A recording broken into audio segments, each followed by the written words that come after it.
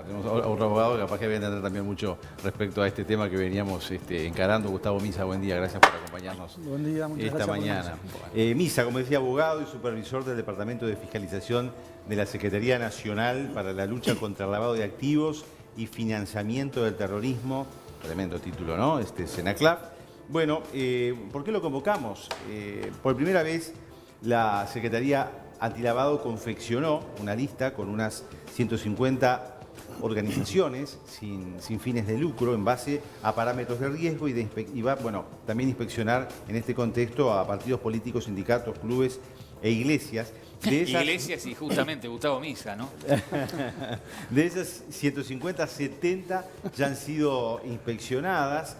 Una vez hecha esta inspección, se pide la documentación que respalde de alguna manera. Se está estudiando, se puede posteriormente pedir documentación ampliatoria y bueno, se realiza luego el informe de fiscalización que pasa a jurídica. Así que bueno, gracias nuevamente por estar con nosotros esta mañana y que de alguna manera, ¿qué características reúnen estas instituciones que las puede hacer de alguna manera blanco, fácil para este tipo de maniobras? Que también depende de los montos, ¿no? O sea, no vamos a generalizar. Sí, bien. Buenos días, muchas gracias por la invitación. Feliz día para todas las mujeres. Estaba escuchando muy atentamente la charla. A ver, las organizaciones sin fines de lucro son sujetos obligados de la prevención del lavado de activos desde el año fines de 2017 con la ley integral, la 19.574. La ley definió que todas las asociaciones civiles, fundaciones y organizaciones sin fines de lucro con o sin personería jurídica serían sujetos obligados de la prevención y lucha contra el lavado de activos. Lo que se hizo después fue el decreto del año siguiente, es decir, el decreto reglamentario de esa ley, lo que hizo fue acotar el número de organizaciones sin fines de lucro porque en nuestro país son una gran cantidad. Entonces el decreto acotó a determinadas organizaciones sin fines de lucro que tengan determinados ingresos o determinado patrimonio. Es decir, aquellas organizaciones sin fines de lucro que tengan ingresos por más de 4 millones de UI o patrimonio por más de 2.500.000 de UI son sujetos obligados a la ley de prevención. En ese sentido, lo que hizo la Secretaría es, es un sector que no había sido todavía encarado por la Secretaría. Lo que se hizo fue primero empezar a nuclearlas, ver cuáles son primero que nada, cuáles son los sujetos obligados en función de los umbrales que marca el decreto. Una vez que se tuvo esa lista, que son unas 500 y pico de organizaciones sin fines de lucro, recién ahí lo que se empezó a hacer fue un mapeo y una especie de categorización por el riesgo. La categorización por el riesgo tiene que ver con varios factores. Tiene que ver con la actividad, tiene que ver con el tipo de organización. Es un sector muy heterogéneo, ¿no? Es decir, dentro de las organizaciones sin fines de lucro, dentro de los sectores que hay en la Secretaría es uno de los más diversos. ¿Por qué? Porque entran, como decían, partidos políticos, clubes de fútbol, iglesias, fundaciones, asociaciones gremiales. Es decir, si nosotros comparamos las actividades de una y otra no tienen nada que ver. Entonces lo primero que hay que hacer es categorizar en función del riesgo. Del riesgo del lavado de activos, no, del riesgo de ser utilizadas como vehículo para el lavado de activos. No quiere decir que se haya categorizado en función de que determinadas organizaciones puedan estar lavando activos o financiando terrorismo. Y que ese sea su objetivo, sino que puedan sea la herramienta o el instrumento que sean víctimas, ¿no? de lavado de activos. A ver, en realidad Uruguay en esta reglamentación fue un poco más de lo que es la recomendación internacional. La recomendación internacional lo que dice es que hay que atender las organizaciones sin fines de lucro desde el punto de vista del financiamiento del terrorismo. ¿Por qué? Porque a nivel mundial las tipologías se ha visto que las organizaciones terroristas utilizan como fachada las organizaciones sin fines de lucro por la confianza que la gente tiene, por el fin que tienen, para aportar dinero y financiar campañas terroristas. Uruguay fue un poco más allá, por esto que decíamos que hay un sinnúmero de organizaciones con sin fin de actividades y también lo que se busca es prevenir el lavado de activos. Porque sí hay organizaciones que pueden tener dentro de su composición alguna cuestión vinculada más que nada en este lado del mundo al lavado de activos que al financiamiento del terrorismo. Gustavo, ¿podemos ir a lo práctico? ¿Qué es lo que siempre veo que hacen? Espero que vos me puedas explicar bien, porque vemos series, vemos Ozark, entonces ves Ozark y decís, ya entendí lo que es el lavado de guita, te esperamos a vos para que nos expliques y que quede bien claro cómo es la práctica de eso, porque de verdad que a mí me sigue generando dudas de cómo cuando vino el turco, el famoso turco, que venía con la valija, con la guita y andaba con la nave por todo. Se compró una casa de 2 palos verdes, un barco de 1 palo, un auto de 350 lucas, compró 7 camiones, no controló nada. La primera pregunta que te hago es, siempre se utiliza, o sea, las entidades sin fines de lucro, la hotelería es otro lugar, el casino, pero la pregunta, primero es que el huevo y la gallina, ¿no? El tipo que viene con esa plata que quiere lavar, ¿no? O sea, que voy a utilizar una iglesia para lavar el dinero, ¿no? Ya esa guita cuando entra, ¿no está controlada? O sea, esa plata, si bien en el momento que entre y sea parte de lo que puede hacer, o por ejemplo que puede ser la compra de algo que lo compra mucho más caro, ¿no? Porque no le importa, o sea, compra un bien mucho más caro de lo que vale en plaza, pero con tal de que eso le sirva después para que se quede, que se licúe allí, ¿no? Pero en el momento que entra la plata, lo mismo en el caso del turco, ¿no? Cuando, te digo el caso del turco, ¿no? Que estamos hablando hace... Ya Astori había hablado, ¿no?, de que no se lavaba plata en este país, ¿no? El turco compra, el señor, ¿dónde estoy? No sé dónde estoy. El turco compra una casa en la Marina de Santa Lucía, compra un barco, compra una Ferrari, compra 7 camiones. Todo eso con plata devenida de estafas hechas en Turquía, ¿no? Se compró acá, no se compró en la China, lo compró todo acá. Y estaba vigente la ley. ¿Cómo puede ser que esa plata entre y no se fiscalice y no haya un escribano que diga, che, ¿y esta guita de dónde la sacó? Porque ya arrancamos mal. Porque una vez que compró todo eso, de una forma queda blanqueado. Una vez que entró en la entidad sin fines de lucro, queda blanqueada. Pero en el momento que entra, ¿no hay ningún control de eso? Bueno, a ver, no hay que perder de vista que, a ver, visto de afuera y con los planteos, con el diario El Lunes todo parece mucho más sencillo, ¿no? No hay que perder de vista que las organizaciones criminales invierten millones de dólares. O sea, uno de los grandes problemas hoy para las organizaciones criminales y de Pablo Escobar para acá es qué hacer con la plata. Antes se enterraba, claro, la metían en los muros. Sí. Ahora un gran desvelo que tienen es qué hacer con el dinero. Porque te quema la plata. Porque se ha ido cerrando los... Pero Gustavo, vas a comprar un coche hoy, un coche de $8.500 y no te agarran la guita. Tiene que ser una letra de cambio. Sí.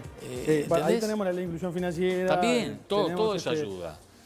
Los vehículos, nosotros en la Secretaría, en esta administración estamos intentando que se incluyan los vehículos de alta gama, quedaron fuera de la ley de prevención.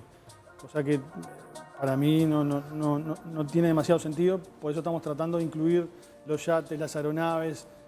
A ver, en su momento cuando se sancionó la ley se pusieron muchísima cantidad de obligaciones y sujetos obligados, lo que ha llevado a que hoy haya sujetos obligados no financieros unos 13.000, que están bajo la supervisión de la Secretaría, lo cual tiene sentido que haya algunas actividades como la hotelería, los autos de alta gama que hayan quedado fuera, pero por un tema de que no se puede abarcar todo. Yo creo que con el paso del tiempo hay que ir incorporando ese tipo de actividades. Lo cierto es que este tipo de organizaciones, como decía anteriormente, invierten muchísimo dinero en tratar de blanquear el dinero y disfrazar el origen de los fondos. Entonces, muchas veces cuando el dinero ingresa bajo determinada fachada que cuando se hacen los controles primarios pasan. Dame un ejemplo. Empresas que tienen balances dibujados, cuando entra la plata en el banco, llega a través de una sociedad que tiene, cuando ingresa a los fondos, presenta balances, presenta auditoría contable, lo que sea, y da que la empresa del exterior o lo que sea tiene un ingreso que puede ser producto del negocio que está planteando. Ahí, ¿quién es el que pone la chueca? ¿El banco local? ¿Un escribano? ¿Quién es el que...? Bueno, hay diferentes sujetos obligados. Están los sujetos obligados financieros, que son básicamente los bancos, todos los regulados por el Banco Central, que es lo que tienen que hacer es reportar operaciones sospechosas que surjan del sistema financiero. En este caso serían los bancos. O sea, si ingresa una cantidad de dinero a una cuenta que hace que se dispare, por ejemplo, una cuenta que tenía un promedio muy bajo y sube, eso es causal de, por ejemplo, por lo menos una vulnerabilidad. Claro. Después están los sujetos obligados del sector no financiero, que son los 13.000 que decía recién, las organizaciones sin fines de lucro, los escribanos, los contadores, abogados, rematadores, zonas francas, proveedores de servicios societarios. O sea, son un montón de actividades y muy diversas. ellos también lo que tienen que hacer es controlar este tipo de actividades y pedir, entre otras cuestiones, la debida diligencia. La debida diligencia que es básicamente esto, conocer al cliente. Es decir, Gustavo Misa quiere comprar una chacra en Punta del Este y trabaja en la Sena Club. A priori no parece sensato que Gustavo Misa, con el sueldo de la Sena Club, vaya a comprar una chacra en Punta del Este, salvo que tenga alguna explicación, alguna herencia, dinero que venga de la familia. Entonces, si esa situación se da, el sujeto obligado, que en este caso compra un inmueble, sería un sujeto obligado no financiero, lo que debería hacer ante esa situación es reportarlo. ¿Por qué? Porque hay algo que es sospechoso o inusual. Que una persona que tiene determinado ingreso quiera acceder a un inmueble de un alto costo. Entonces, ahí lo que se debería hacer es reportar. Con el reporte, ¿qué se busca? Que la Unidad de Inteligencia Análisis Financiero del Banco Central investigue esto mismo. A ver, ¿de dónde sale el dinero? ¿Es lógico que esta persona quiera comprar? ¿Qué dinero entró a su cuenta? Es decir, se hace todo un movimiento de investigación para ver si esa operación en sí puede llegar a tener algún vicio de delito. ¿Y qué pasó con el turco? Bueno, el turco finalmente se procesó. Sí, pero compró todo. Bueno, lo que pasa es que, claro, es lo que yo digo. A ver, Claro, inicialmente, después... Pero Gustavo, cuando por ejemplo, cuando la operación se desbarata, ahí uno dice, bueno, sí. bueno, se escapó el turco, no lo agarraron. El turco de verdad, el posta está prófugo. O sea, No, el bueno, está bien, gordito... pero digo, fue uno de las investigaciones que hubo por lavado de activos, que dio lugar a varias investigaciones administrativas. Pero a lo que iba, cuando uno ve la situación de afuera, dice, bueno, el turco hizo todo esto. Ahora hay que ver si el turco hizo todo esto. O eran varias empresas que financiaban. A ver, lo del turco es lo que tenía como... Yo no estaba en la Secretaría, yo estoy desde 2020. Ahí lo que rayaba medio la luz pública que dice, bueno, y como no se dio cuenta es que andaba una Ferrari como Montevideo. Claro. Entonces, bueno, digo, a ver... Hay cuestiones que sí, el sistema debería de... Los negocios que se hacen fuera, o sea, Gustavo va a comprar la chacra y le paga al dueño de la chacra un SWIFT de Nueva York a Londres, ¿no? Todos a la cuenta del señor en Londres, el dueño de la chacra que está en Londres. Ese tipo de transacción, o sea que puede ser una anónima que esté, o una LLC que esté a nombre de esa chacra y pasa, te vendo toda la LLC a vos y la guita la pasé de Nueva York a Sí, todo fuera del país. Ahí siempre hay un sujeto obligado. Ejemplo, en ese caso hay un escribano, una inmobiliaria. Entonces, la inmobiliaria también está obligada. La inmobiliaria es sujeto obligado. Ah, ya. La inmobiliaria y cualquier intermediario, más allá de que sea una inmobiliaria, cualquier intermediario, persona física o jurídica en una operación inmobiliaria, es obligado a la... pero ahí también pueden estar involucrados totalmente en la estafa, claro, y sí. no pasa nada. O sea, ¿Qué responsabilidad tiene? ¿El escribano pierde el título, por ejemplo, para decirte una...? No, a ver, la parte de la Secretaría, lo que hacemos nosotros es el control administrativo. El escribano, la inmobiliaria, el rematador que haya intervenido en una operación y no haya cumplido con la ley de prevención, es justamente lo que nosotros fiscalizamos y se le pone una sanción administrativa. Que lo que dice la ley es que en el peor escenario de la sanción administrativa puede ser una suspensión, hasta 6 meses. Pero no pierde el título. Obviamente eso puede dar lugar a una actuación penal. Acá estamos hablando en sede administrativa. Esto puede devenir en una actuación penal. Una actuación penal sí puede terminar suspendido en la corte, puede terminar eventualmente formalizado y condenado. Que de hecho hay... Habría que ajustar más la normativa y ahora estamos justo en toda esta campaña de discusión por la LUC. La LUC introdujo cambios. ¿Son a favor o son en contra de esos cambios que se generaron en lo que tiene que ver con los controles? A ver, la normativa hay que ajustarla esto que recién decía de los autos de alta gama es algo que está pendiente y es un ejemplo. Eso es seguro y de hecho estamos trabajando para ajustarla. La LUC introdujo determinados cambios que en realidad en el sistema en general no hubo un cambio global. Lo que sí introdujo fue en esto que hablábamos recién de los sujetos obligados no financieros, cuando en una operación intervenga y en esa operación se manejen medios de pago electrónicos, es decir, medios de pago emitidos por instituciones financieras, lo que el sujeto obligado en ese caso tiene es una presunción de riesgo bajo.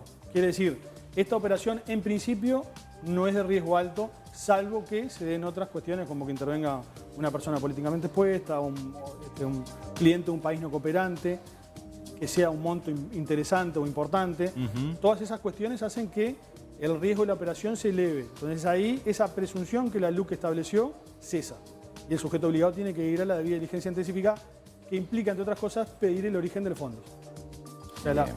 a grosso modo, y para Bien, que se bien, entienda bien, la bien, diferencia bien, que hay entre la debida diligencia simplificada y la debida diligencia intensificada, es pedir origen de fondos.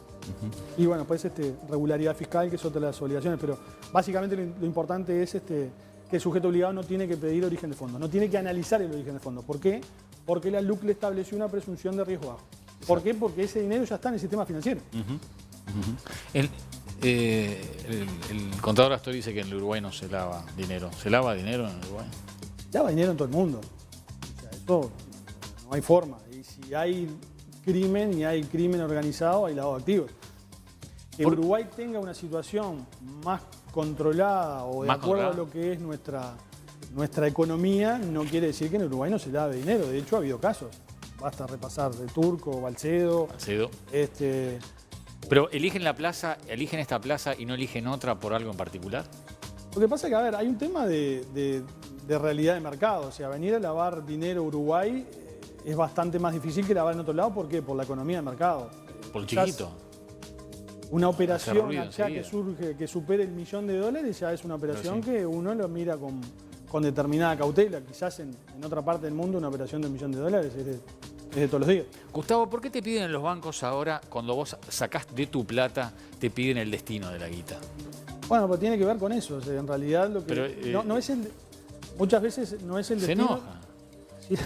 No, a ver. Señora, vas a sacar tu plata, vas a sacar 5.000 pesitos, no 5.000 Bueno, pesitos. pero debe haber un No, límite. vas a sacar, No, pero bueno. sacás $10.000 del banco, la persona que te va a decir, ¿y para qué es la plata esta? Entonces te da, ¿a usted qué le importa? Lo que pasa es que eso tiene que ver con la trazabilidad. Por eso, está bien, por eso Y explicarlo. yo declaro, saco esta plata porque voy a comprar este inmueble y después resulta que ese inmueble no se vendió, ese dinero no entra por ese inmueble, bueno, ahí hay algo que no cerró. ¿Y se corre, tiene un seguimiento eso? Yo el sistema financiero no tengo claro cómo funciona, pero Tendría calculo que tenerlo, sí. ¿no? Sí, tendría que tenerlo. Debería de tenerlo. Los colegios privados, por ejemplo, están exonerados, ¿no?, de algunas cosas y se está controlando más ahora. Y otros centros Los culturales. colegios privados si son organizaciones sin fines de lucro, están dentro de Están dentro. Las fundaciones, más que Las nada, ¿no? fundaciones. Las fundaciones. fundaciones. Bien. Bueno, perfecto. Gracias entonces Bien, por haber Gustavo. estado. La verdad que sí, estuvo bueno la explicación. A mí capaz que me quedó una duda. ¿Cómo es que se fija el monto, el límite, la cantidad de dinero? Y bueno, de acá para acá... 10 lucas. 10 lucas. No, de acá para acá se incluyen las empresas para investigarlas y otras no. O sea, ¿cómo se fija No, a eso? ver, cuando se hace el análisis de riesgos, Sí. se tienen en cuenta los montos de las operaciones junto con otros factores. Todo eso se pondera y de ahí sale un riesgo de la operación. No es solo por el monto. No es El solo monto por es el uno monto. de los indicadores. Gustavo, ¿el casino sigue siendo un lugar de lavado de plata o el casino, como no voy al casino, no sé, o sea, vas con plata al casino y te... El casino es sujeto obligado, está dentro de los sujetos obligados no financieros, bajo la supervisión de la Secretaría, y los casinos están funcionando relativamente bien en cuanto a lo que son los reportes. Pero bueno, sí, es una de las actividades de riesgo, ¿no? Bien. Por el alto movimiento efectivo, o sea, tiene sus cuestiones que hacen que eleve el riesgo de la actividad. Gustavo Misa, gracias por haber estado con nosotros esta mañana. Gracias a ustedes por la Muy invitación. claro, la verdad que estuvo muy didáctica la nota. Por lo menos yo, que no entiendo mucho del tema, creo que quedó... Ahora quedó vamos muy a ir a bien. buscar nuestros miles y millones de Mira, dólares a ver sí, qué hacemos. ya, exactamente.